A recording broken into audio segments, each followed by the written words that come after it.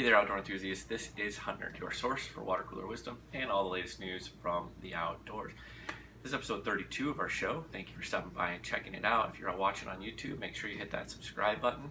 And also know that you can always get this content on demand all the time from your Google Home devices and your Amazon Alexa smart home devices. So make sure to check out this content there as well. Here's your news for today. A gentleman at a Salt Lake City, Utah Starbucks recently attacked a clerk, at which point a local Second Amendment proud legal carrying person shot him.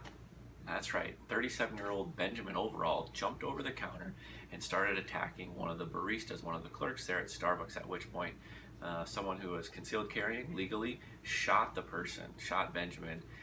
He was shot in the chest and was taken to the hospital. So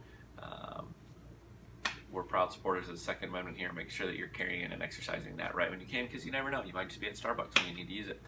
Also, the Kansas Wildlife, Parks, and Transportation, I think that's what it's called, recently made a really cool post on their Facebook page. They actually posted a picture of a game warden's radio that was lost in 2011.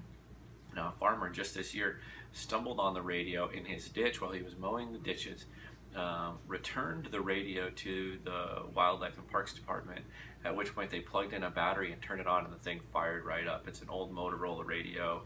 After 7 years of sitting out in the elements, this thing turned right on, fired right up, and is ready to go to work again, which is really cool. Unfortunately, it's not going to go to work. It's not being returned to the game warden. It's actually going to go to Motorola, who is going to hang it on their Survivor Wall of Fame, which is still a pretty cool story too.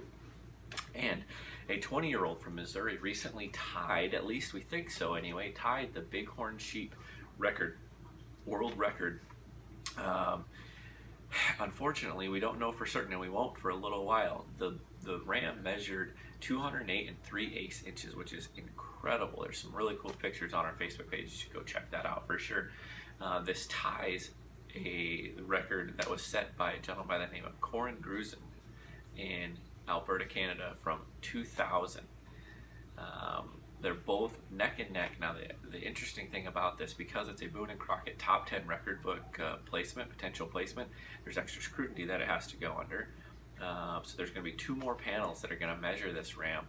And unfortunately for this 20-year-old hunter, that's not going to happen until August of 2019. So we won't ever know for sure, or we will know for sure, but not for a good little while yet, if it is in fact the world record holder. Until then, we just say that it's tied. It's pretty dang close. Now, I needed to make one clarifying point here. That was for the record is for a shot bighorn sheep. Just recently, just this year, a ram was discovered. A dead ram was discovered on Horse Island near Flathead Lake, Montana. Flathead Lake, Montana. There was a ram that was discovered dead that measured 216 3/8 inches. Full 8 inches larger than these 2 animals. That's your news for today. This is the Professor at HuntNerd reminding you, if you're going to hunt,